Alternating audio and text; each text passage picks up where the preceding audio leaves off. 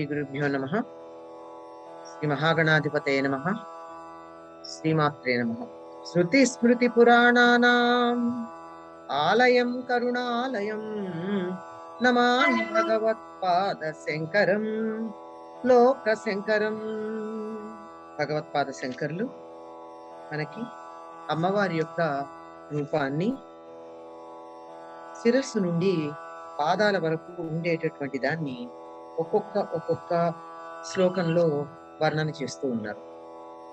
ఇంతకు ముందు శ్లోకంలో అమ్మవారి యొక్క నల్లని, చిక్కని, మెత్తని కురులని వర్ణించారు. మెరిసిపోతూ కూడా ఉన్నాయి. ఆ నలుపు ఎలా ఉంటుంది? చాలా మెరిసిపోతూ ఉన్నది. అటువంటిది అయిన తర్వాత ఇప్పుడు ఆ కురుల కింద ఉండేటటువంటి కురులలో ఉండేటటువంటి ఒక విశేషాన్ని వర్ణన చేస్తున్నారు. ఏమిటి అంటే,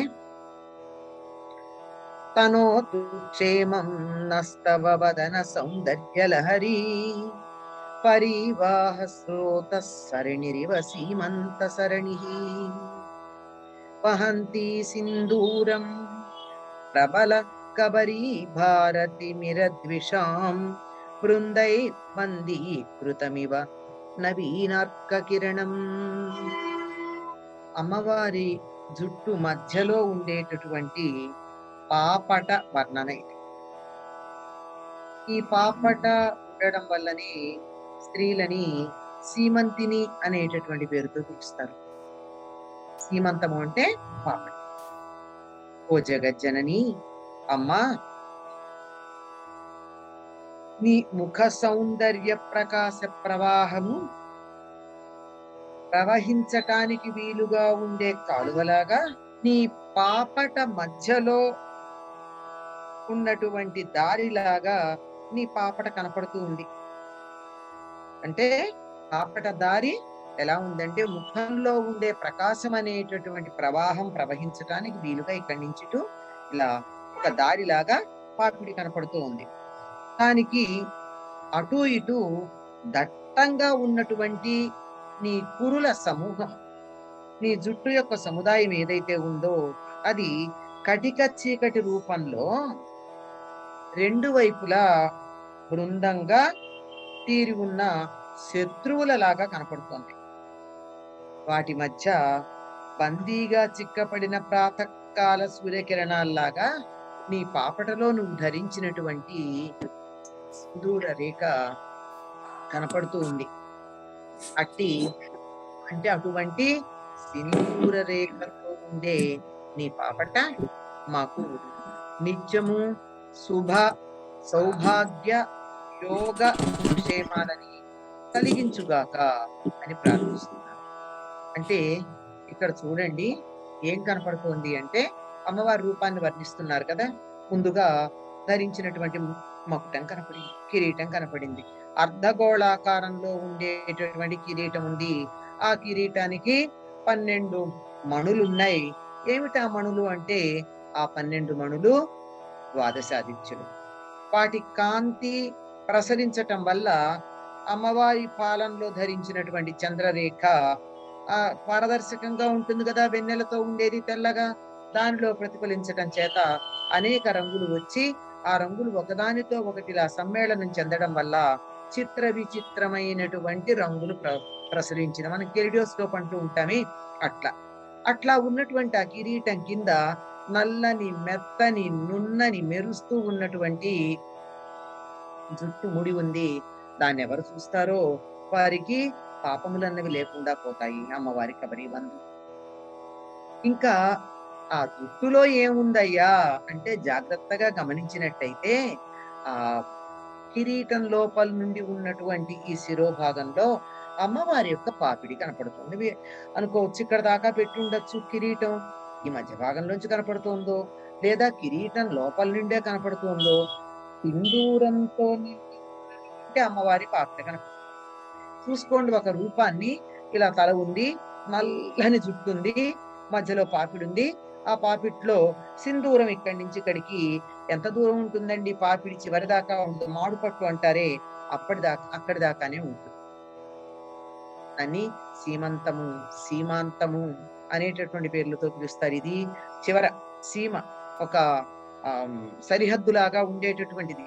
అక్కడి దాకా ఉండేటటువంటిది. ఆ సీమంతంలో సింధూరం ధరించి ఉంటే అది చూడ్డానికి ఎలా ఉందో చెప్తున్నారు.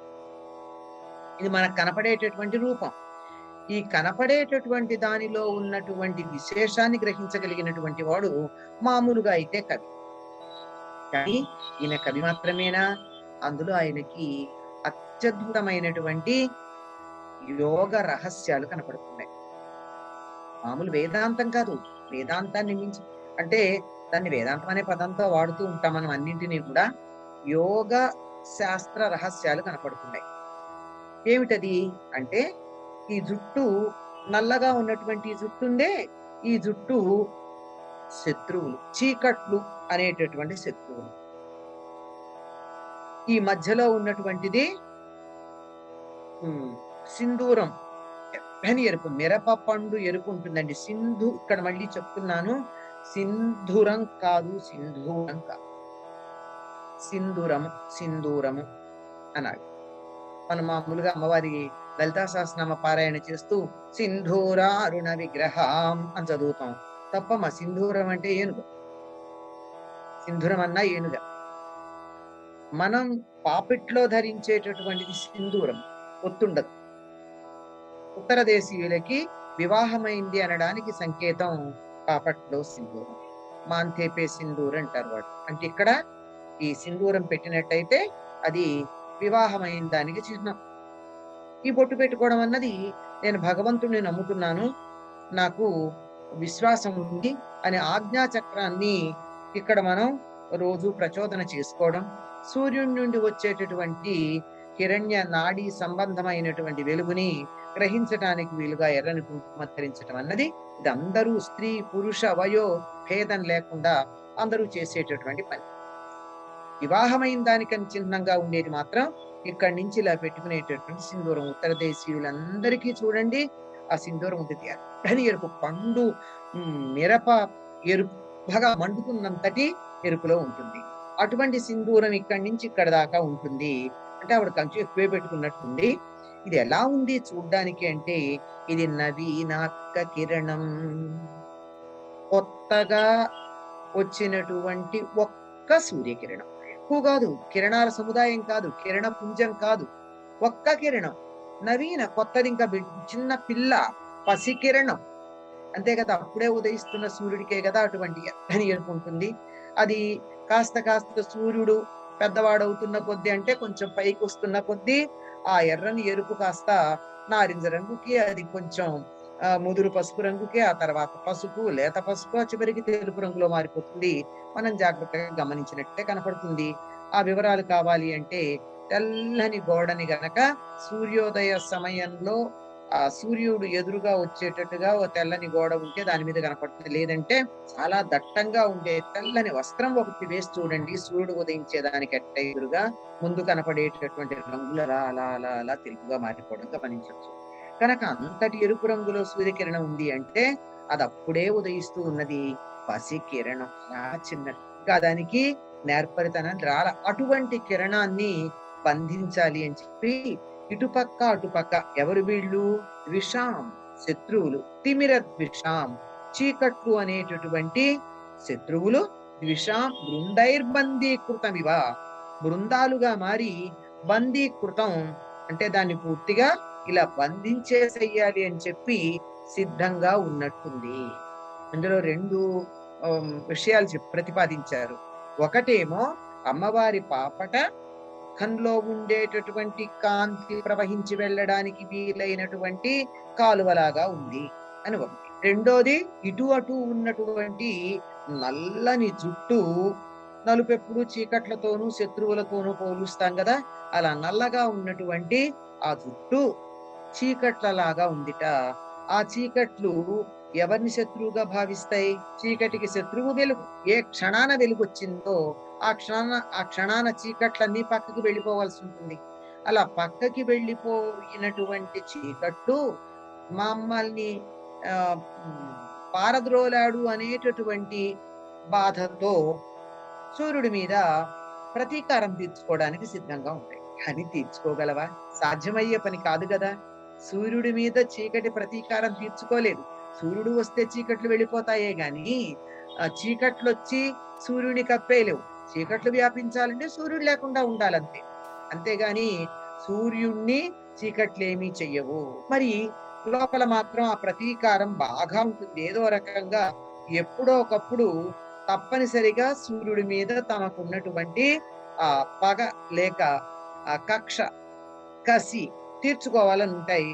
అందుకని చాలా జాగ్రత్తగా ఏం చేశారట, లాభం లేదు. అన్ని కిరణాలని మనం పట్టుకోలేము. సూర్యకాంతిని మనం అధిగమించలేము. దాని యొక్క స్థాయి మనకు అందుబాటులోకి రాదు. అందువల్ల మనం ఏం చెయ్యాలి అంటే ఒక్క కిరణం ఆ ఒక్క కిరణం కూడా పెద్దదైపోతే గడుస్తనం వచ్చేస్తుంది. ముదిరిపోతుంది. అందువల్ల దాన్ని చిన్నదిగా ఉండగా దాన్ని చిన్నదిగా ఉన్నటువంటి ఆ కిరణాన్ని మనం పట్టుకుని ఏం చేద్దాం? నెమ్మదిగా దానిని పైకి బంధించేద్దాం. అలా బంధించాలంటే ఆ చిన్న పసి కిరణాన్ని, లేత కిరణాన్ని పట్టుకోవడం కూడా వీళ్ళకి కష్టమే. ఇంతమంది శత్రువులుండి. అందుకని విడివిడిగా మనకు కుదరదు. చాలా దట్టంగా చేరాలి. చిక్కగా, దగ్గరగా ఒకళ్ళ పక్కన ఒకళ్ళుండి మధ్యలో ఎడము లేకుండా చాలా కట్టడిగా సమూహంగా చేరి ఇటు కొంతమందిమి అటు కొంతమందిమి ఉండి అలా కిరణం రాగానే ఇలా దాన్ని ఇటు నుంచి ఇటు వెళ్ళి ఇలా పట్టేసుకుని బంధించేసేద్దాం అని ప్రణాళిక వేసుకున్నాయి. ఆ ప్రణాళిక వేసుకున్న దానికి చిహ్నంగానే ప్రతీకగానే లేదా ప్రణాళికను అమలు జరపడంలో భాగంగా ఈ పాపెటకి ఇటుపక్క కొంత జుట్టు, ఇటుపక్క కొంత జుట్టు ఉండి మధ్యలో ఎలాగో ఒక కిరణం ఎక్కడి నుంచి వస్తుందో గుర్తుపట్టి దాని మీద ఇటు నుంచి ఇట్లా గట్టిగా కప్పివేసి, బంధించేసి, లాగేసి దాన్ని తమ దగ్గర పెట్టేసుకోవాలి. బంధించేసి తమకున్నటువంటి కోపాన్ని, తమకున్నటువంటి కక్షని, పగని తీర్చుకోవాలి అనేటటువంటి ఒక ప్రయత్నం చేస్తున్నట్టుగా చూడ్డానికి కనపడుతోంది. కానీ వాస్తవంగా జరిగిందేమిటి అంటే, అమ్మవారి యొక్క ముఖము నుండి వెలువడేటటువంటి కాంతులు ఏవైతే ఉన్నాయో, తవ వదన సౌందర్య లహరి, ఇక్కడ ఈ రెండో భాగానికి సౌందర్య లహరి అనేటటువంటి పేరు దీనిలో నుంచి మొదలవుతుంది. అంతకుముందు మొదటి భాగం 41 శ్లోకాలకి ఏం చెప్పుకున్నాం? ఆనంద లహరి అన్నాం. అదే చిదానంద లహరి అనేటటువంటి పదం అక్కడ ఉంది కదా. అలా ఆనంద లహరి లాగా ఆ విధంగా చెప్పింది ఏదైతే ఉందో, ఆనంద లహరి ఏదైతే ఉందో అది అక్కడికి అయిపోయింది. ఇక్కడి నుంచి సౌందర్య లహరి. దీనికి సౌందర్య లహరి అని పేరు పెట్టడానికి కారణం ఇందులో ఉపయోగించినటువంటి పదం ఏమని? తవ వదన సౌందర్య లహరి. తవ నీ యొక్క వదన ముఖం నుండి వెలువడుతూ ఉన్నటువంటి సౌందర్య లహరి, సౌందర్యము అనేటటువంటి ప్రవాహము మాకు క్షేమం తనూతు. మాకేం చెయ్యాలి అంటే క్షేమాన్ని తనూతోటి విస్తరింప చేయుగాక. కలిగించటం వేరు, కలిగినటువంటి దాన్ని విస్తారంగా మరింతగా క్షేమాన్ని కలిగించాలి. మరింతగా క్షేమాన్ని కలిగించాలి అంటే ఎందుకు మరింత అనేది దానికి ఇక్కడ విస్తరించటం అనే లక్షణం ఎందుకు సరిపోతుందంటే, ఈ ముఖము అనేటటువంటి దాని నుండి వెలువడుతూ ఉన్న, ముఖము నుండి వెలువడుతున్న సౌందర్య ప్రవాహము ఇక్కడి నుంచి వచ్చి ఎక్కడికి చేరుకోవాలి? సహస్రారానికి చేరుకోవాలి. అంతర్గతంగానేమో శరీరం లోపలి నుండైతే ఏమవుతూ ఉంటుంది అంటే, పెన్నుపామును అనుసరించి మూలాధారంలో ఉన్నటువంటి ఆ కుండలిని శక్తి ఇలా ప్రవహించి ఇక్కడి నుంచి వచ్చి ఇక్కడికి చేరుకుంటుంది. ఇక్కడ దాకానే కదండి వీపు వెనక్గా ఉండేది. తర్వాత ఇట్లా వెనక్కి వెళ్ళదు మన తలలాగా. ఎక్కడి నుంచి? ఇది ఇక్కడి నుంచి కనపడదు గనక ఇక్కడి నుంచి బయలుదేరి నేరుగా ఈ కపాలం మధ్యలోంచి పైకెడుతుంది. సప్తపథ మొదలైనటువంటివన్నీ దాటుకుని పెడతాయి. అట్లా వెళ్ళేది లోపల నుంచి వెడుతూ ఉంటే సరే అదంతా బాగానే కండలండి. అదేమో చిదానంద లహరి అలా వెళ్ళింది. ఇక్కడ మరి సౌందర్యం కూడా వెళ్ళాలి కదా, అక్కడికి చేరుకోవాలి. అలా వెళ్ళాలి అంటే దానికో మార్గం ఉండాలి. కుండలిని ప్రవాహానికి వెన్నెముకని అనుసరించి ఉన్నటువంటి ఇడా పింగళ సుషుమ్న అనేటటువంటి ద్వారా వెళితే ఇక్కడ ఎలా వెడుతుందంటే ఇటు నుంచి ఇటు నేరుగా ఇక్కడికి వెళ్ళడానికి దారి ఏర్పాటు చేశారండి, చిన్న కాలువ. ఈ ముఖం నుంచి వచ్చేటటువంటి కాంతంతా ఇలా చేరి ఇటు నుంచి ఇట్లా పైకి వెళ్ళి ఇలా వెళ్ళి ఇక్కడి నుంచి ఇక్కడ ఎక్కడ ఉంటుందో మాడు పట్ట అక్కడికి చేరుకుంటుంది. పాపిడి కూడా అక్కడ దాకానే తీయాలని చెప్పారు. ఈ చివరి దాకా ఎక్కడ దాకానూ తీయడం ఉండదు. మీరు గమనించండి, పాతకాలపు వాళ్ళు ఎవరైనా ఇళ్లలో పెద్దవాళ్ళు కనుక ఉన్నట్టయితే పాపిడి ఎక్కడ దాకా తీస్తారండి? ఈ మాడు పట్టు అని చెప్పబడేటటువంటి మెత్తని భాగం ఉండే ఇక్కడ ఈ ప్రాంతంలో ఉంటుంది. లేదా ఇక్కడ కొద్దిగా కొంచెం అటు ఇటుగా ఈ ప్రాంతంలో ఉంటుంది మామిడి పట్టు. కొంచెం మెత్తగా చిన్నప్పుడైతే బాగా తెలుస్తుంది. తర్వాత అయితే కొద్దిగా ఇలా చేతులు వేళ్ళు పెట్టి అంటే కొద్దిగా వంగినట్టు ఉండొచ్చు. లోతుకుంట ఉన్నట్టు ఉండొచ్చు. ఉండకపోవచ్చు కూడా. అట్లా ఉంటుంది. అట్లా వెళ్ళేటటువంటి ఆ మామిడి పట్టు దాకా ఈ పాపిట్లోంచి ఇలా వెడితే ఇక్కడి నుంచి ముఖం నుండి వచ్చేటటువంటి కాంతి ప్రవాహం నేరుగా ఇలా ప్రవహించి అక్కడికి చేరుతుంది. అలా చేరడానికి వీలుగా ఒక కాలవ తయారు చేశారే, అలా తయారు చేసినటువంటి కాలవలాగా ఉంటుంది ఈ పాపిడి ఇక్కడి నుంచి ఇక్కడికి. ఇది పాపిడి యొక్క వర్ణన. అంటే ఏముంది ఇక్కడ? చిదానంద లహరి ప్రవహించటం అన్నది వెన్నెముక ద్వారా జరిగితే, అమ్మవారి యొక్క సౌందర్య లహరి ప్రవహించటానికి ముఖం నుండి అదంతా ఏకీకృతమై ఒక్కచోట ఇలా చేరి ఇలా పైకి వెళ్ళి ఏదైనా సరే పైకి వెళ్ళేప్పటికి సన్నబడుతుంది కదా! ఇలా వెళ్ళడానికి మార్గంగా ఈ పాపిడి ఉంది. బాగానే ఉందండి. ఇలా కానీ చూస్తుంటే మాకు ఇంకొక విషయం కనపడుతోంది. ఇటొక ఒడ్డు ఉన్నటువంటి కాలవలాగా కనపడ్డమే కాదు, ఆ ఒడ్లెలా ఉన్నాయి? నల్లగా ఉన్నాయి. నల్లగా ఉన్నాయి. ఆ నల్లగా ఉన్నవి ఏమిటి అంటే చీకట్లండి. ఎప్పుడైతే మన జ్ఞానం కలుగుతుందో, జ్ఞానం కలగంగానే అజ్ఞానం అనేటటువంటి చీకట్లు అటు ఇటు విచ్చుకుపోతాయి.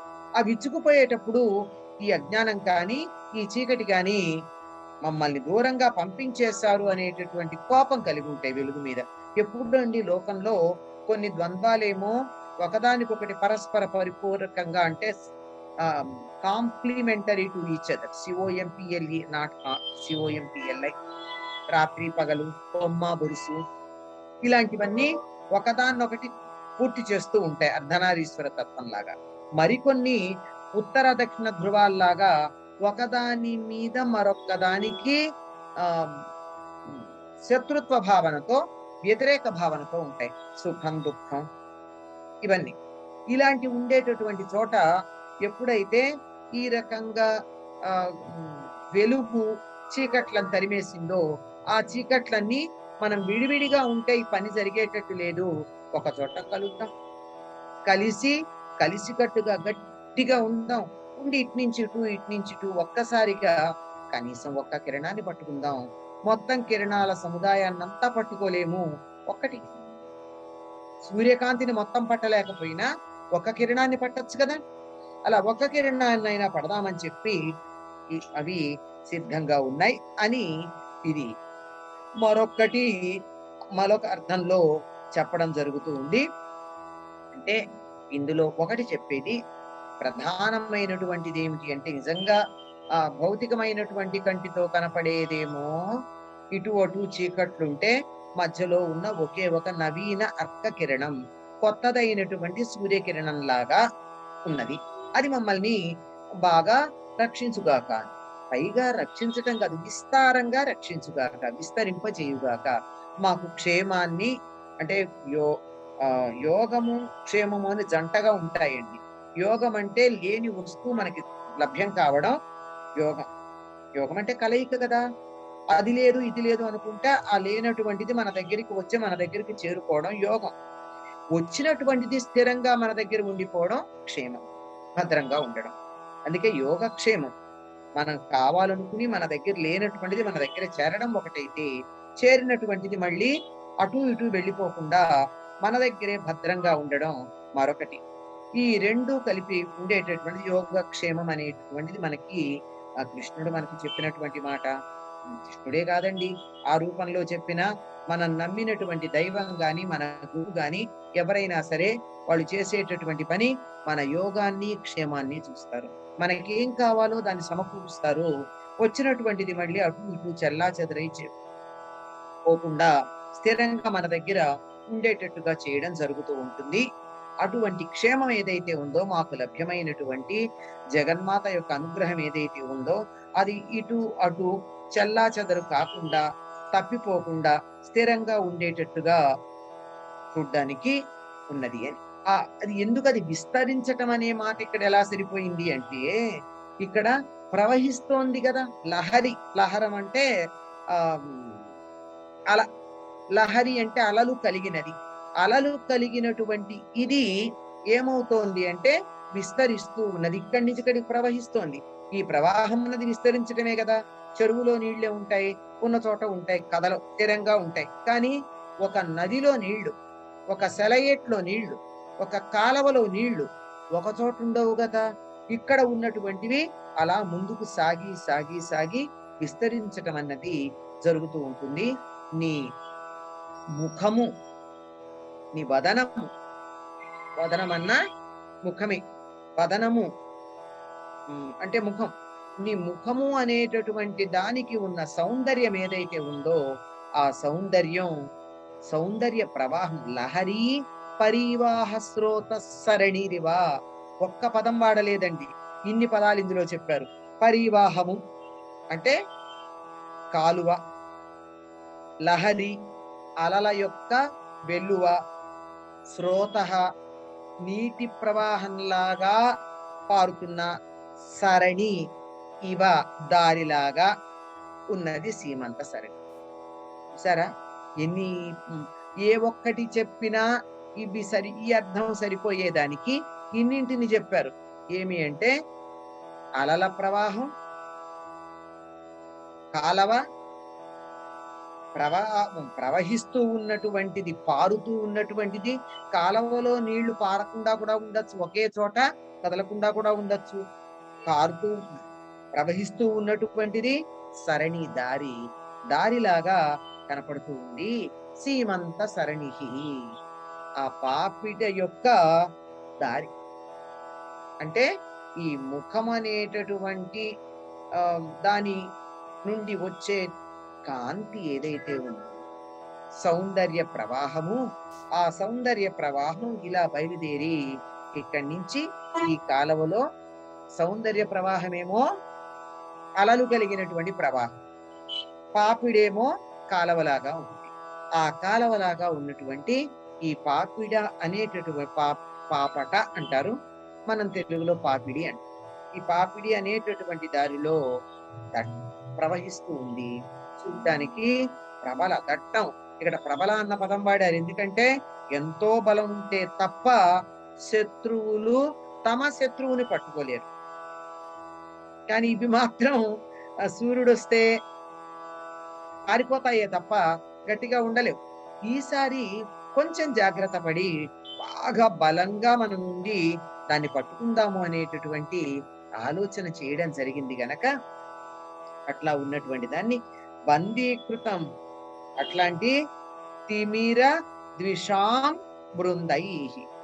తిమిర చీకటి, ద్విషాం చీకటి అనేటటువంటి శత్రువుల బృందై సమూహము బందీకృతం అంటే బందీకృతంగా చేయబడిన నవీన అర్క కిరణం, కొత్తదైన సూర్యకాంతి, అప్పుడే ఉదయించిన సూర్యకాంతి లాగా నీ పాపటలో కనపడుతున్నటువంటి సింధూరం ఉన్నదమ్మా అని చెప్పి ఆ సింధూరాన్ని వర్ణించారు.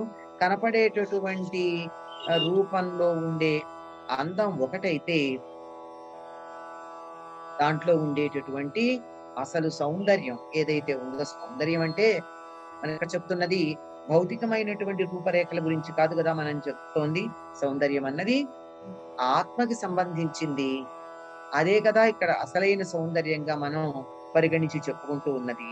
అటువంటి దాని గురించి కూడా చెప్పడం జరుగుతోంది. అంటే ఏంటి అసలు అమ్మవారి యొక్క ముఖం నుండి వచ్చేటటువంటి కాంతి. అంటే ఆ ముఖం నుంచి ఎప్పుడూ కూడా కాంతి ప్రవహిస్తూనే ఉంటుంది. అది పిల్ల కాలువ రూపంలో మారి ఇలా పాపట్లో ప్రయాణం చేసి ఈ సహస్రారాన్ని చేరుకుంటూ ఉంటుంది అని.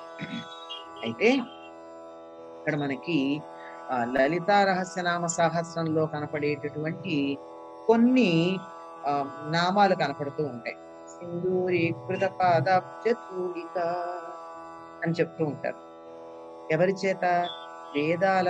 వేదాలు అనేటటువంటి స్త్రీల చేత సింధూరంగా చెయ్యబడినటువంటి అమ్మవారి పాదధూళి, శృతి శ్రీమంత సింధూరీకృత పాదాబ్జ ధూళిక. ఇది అమ్మవారి పాపిడి కాదు. సింధూరం అనేది పాపట్లో ధరించటం అన్నది ఉత్తర దేశపు అలవాటు. ఆ సీమంతిని అన్న పదం కూడా దాని వల్లే వచ్చిందని చెప్తారు. సీమంతంలో సింధూరం ధరించటం వల్ల, అసలు పాపట కలిగి ఉండడం వల్ల వచ్చింది. అది ఎలా? శృతి సీమంత సింధూరీకృత పాదాబ్జ ధూళిక. శృతులు అనేటటువంటి సీమంతినుల చేత సింధూరంలాగా పెట్టుకోబడినటువంటి పాదపద్మాల యొక్క ధూళి కలిగినది అనే నామం.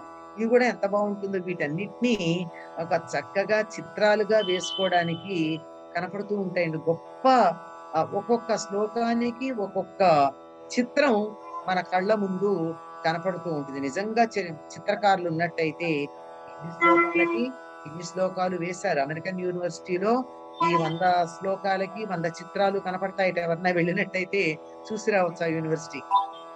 ఏమిటి అంటే, శృతులు, వేదాలు అనబడేటటువంటి స్త్రీలు నలుగురు వచ్చి అమ్మవారి పాదాల దగ్గర నిలబడి నమస్కారం చేస్తే ఆవిడ బానే ఉందిలే అని చెప్పి తన కాలుతో ఇలా అందిట. అమ్మవారి కాలి అసలు సర్వారుణ కదా ఆవిడ, అంచేత ఆవిడ కాలికి ఉండేటటువంటి ఆ ధూళి ఉందే, పాదములు అనే పద్మాలకు అంటుకుని ఉన్నటువంటి పరాగం ఏదైతే ఉందో అది వాడు తలలోంచి ఇట్లా నమస్కారం చేసి ఎట్లా ఉందమ్మా అంటే ఆవిడ ఇలా అందిట.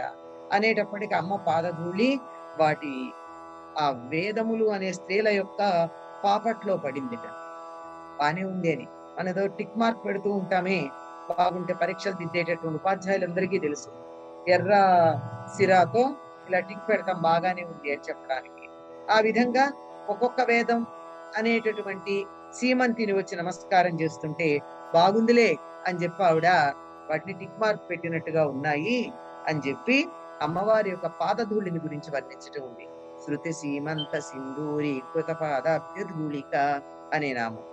అంటే సింధూరం ధరించటం అన్నది ముత్తైదువులైనటువంటి స్త్రీల యొక్క లక్షణంగా మనకి ఉత్తర దేశీయులందరూ విశ్వసించేది. అది సంప్రదాయంగా లోకంలో వ్యాపించి ఉన్నటువంటిది. ఇక్కడి అమ్మవారు కూడా ధరించిందిట. అయితే ఈవిడ ధరించినటువంటి ఈ సింధూరం ఎలా ఉంది అంటే, నేను చాలా సార్లు సింధూరం అనే పదాన్ని వాడుతున్నాను, మీరు గమనించుకోవాలి. ఎందుకంటే లలితా రహస్యనామ సహస్రం చదువుతూ ప్రార్థనా శ్లోకంలో సింధూరారుణ అని చెప్పి చదువుతారు. సింధూరం సింధూరం అని గుర్తు పెడితే అది ఏనుగు అవుతుంది. అందువల్ల ఆ ఇక్కడ గుర్తు లేకుండానే చదవాలి. కావలసినటువంటి చోట మానేసిన, అక్కర్లేనటువంటి చోట మాత్రం చదవడం మనకి బాగా అలవాటైపోయింది. అందువల్ల దీన్ని ఒక్కొక్కసారి హెచ్చరించి చెప్తున్నాను. ఏం అనుకోకండి. ఎలాగూ చక్కగా చదువుతారు, పారాయణలు చేస్తున్నారు, చేసేదేదో మరింత బాగా చేస్తారన్న ఉద్దేశంతో చెప్పినటువంటి మాట. కానీ పరమ పవిత్రమైన, సౌభాగ్య చిహ్నమైన, పరమ పావనైన పార్వతి యొక్క పాపటలో ఉండే సింధూరం మాకు శుభ సౌభాగ్య యోగ క్షేమాలని విస్తరింప చేయుగాక. ఇప్పటికే మనకు వచ్చాయి, లేకపోతే ఆవిడికి నమస్కారం చేయగలమా? ఆవిడ్ని స్తుతించగలమా? ఆ తల్లి యొక్క రూపాన్ని వర్ణించేటటువంటి వైభవాన్ని వివరించి చెప్పేటటువంటి శ్లోకాలని మన నోటితో అనగలమా? చెవితో వినగలమా? ఇవి చేస్తున్నామంటే కొంత మనకి క్షేమం ఉన్నట్టే. కానీ దానిని మరింతగా విస్తరింపచేయి. ఈ పాపట్లో నుండి నేరుగా వెళ్ళి ఆ ఎక్కడికి వెళుతోంది పాపడ? మాడు పట్టు అంటే సహస్రారం. అంటే నా శక్తి కూడా జీవశక్తి కూడా అక్కడ దాకా వెళ్ళేటట్టుగా చెయ్యి పట్టి నువ్వు తీసుకు వెళ్ళడానికి అనుకూలంగా ఉన్నదది. చెయ్యి పట్టుకోయినా కాలవ ఉంది, ఆ కాలవలో పెడితే అది ప్రవహించే లక్షణం ఉంది కనుక అట్లా వెళుతుందని. దీనికి సంకేతంగానేనండి ఇప్పటి వాళ్ళకి తెలియదు గాని మా చిన్నతనాల్లో తప్పనిసరిగా ఇలా ముక్కు దగ్గర నుంచి ఇట్లా పెట్టి పాపిడి తీసుకోమని చెప్పేవారు. అదేమిటి ఉంది కదా మళ్ళీ ఎందుకు తీసుకోవాలి అని అడిగితే తీసుకోవాలి మంచిది అనేవారు. కారణం తెలియదు కానీ తప్పనిసరిగా అంటే ఇక్కడి నుంచి ఇలా తీసి ఇలా తీసి ఇలా తీసి ఎక్కడి దాకా, ఇటు నుంచి ఇక్కడి దాకా ఎక్కడైతే మాడుందో అక్కడి దాకా దువ్వెన్నతో రోజుకోసారి తప్పనిసరిగా ఇటు నుంచి ఇట్లా అనుకుని తీరాల్సిందే. ఉన్నదా పాపిడ మళ్ళీ కొత్తగా తీయాల్సిన పని ఏమిటి అంటే, లేదు బొట్టు పెట్టుకోవడం ఎంత తప్పనిసరిగా చేయాలో పాపడ తీయడం కూడా అంత తప్పనిసరిగా చెయ్యాలి అని చెప్పి పెద్దవాళ్ళు చెప్తూ ఉండేవారు. అది ఈ ఈ సీమంత సరినిరివా అని చెప్పింది ఏదైతే ఉందో దాన్ని దృష్టిలో పెట్టుకుని పెద్దలు చెప్పారేమో మనకి తెలియదు. అందువల్ల అటువంటి అమ్మవారి యొక్క పాపటని మనం ఇక్కడ చూసినట్టయితే, ఆ వెలుగు కిరణాలు ఏవైతే ఉన్నాయో, కిరణాలలో ఒక్కదానిని అవి బంధించే ప్రయత్నం చేసినా వాటి మధ్య నుంచి ఆ వెలుగు వస్తూనే ఉంది. అది అసలు విషయం. పాపట్లో ఉండేటువంటి సింధూరం కనపడటం లేదు. ఇటు నుంచి ఇటు 2 పక్కల నుంచి చాలా పకడ్బందీగా ప్రయత్నం చేసి బలంతో కూడి అవి వేసినటువంటి ప్రబల అన్నారు కదా! చాలా ప్రకృష్టమైనటువంటి బలం కలిగినటువంటి కబరీభారం చాలా పెద్దది అమ్మవారి చుట్టూ. దాంతో అంత కప్పేస్తే కూడా లోపల నుంచి వెలుగు కిరణం అన్నది కనపడుతూ ఉంది. సూర్యుడు ఆత్మకారకుడు. అమ్మవారి అనుగ్రహం ఉన్నట్టయితే ఆత్మకారకుడైనటువంటి సూర్యుడి నుంచి వచ్చేటటువంటి వెలుగు మనని వెలిగేటట్టుగా చేస్తుందే తప్ప, మనకి చీకట్లు మన మీద ప్రసరించేట్టుగా చెయ్యదు. చీకటి అనేటటువంటిది ఎన్ని అర్థాల్లో చెప్పుకుంటామండి. వెలుగు లేకపోతే ఉండేటటువంటిది అజ్ఞానము, అవిద్య, దుఃఖము, బాధ, విచారం, రోగము, ఇలా ప్రతికూల భావనలు ఏవైతే ఉన్నాయో వీటన్నింటినీ కూడా మనం చీకట్లంటాం. వీటికి అనుకూలంగా ఉండేటటువంటి ఆరోగ్యము, సంతోషము, ఆనందము, జ్ఞానము, విద్య, వీటన్నింటినీ వెలుగుతో పోలుస్తాం. ఈ చీకట్లు అనేటటువంటి ఈ శత్రువులు ఎంత మీద పడ్డా తాత్కాలికంగా మీద పడేటటువంటి వాళ్ళ బలం కనపడుతుందే తప్ప లోపల నుండి ఆ వెలుగు ప్రసరిస్తూనే ఉంటుంది. అటువంటి వెలుగు మనందరి మీద ప్రసరింప చేయాలని ఆ తల్లికి నమస్కారం చేసుకుంటూ, సర్వమంగళ మాంగళ్యే శివే సర్వాత్మ సాధికే శరణ్యే త్ర్యంబకే గౌరీ నారాయణి నమోస్తుతే. స్వస్తి.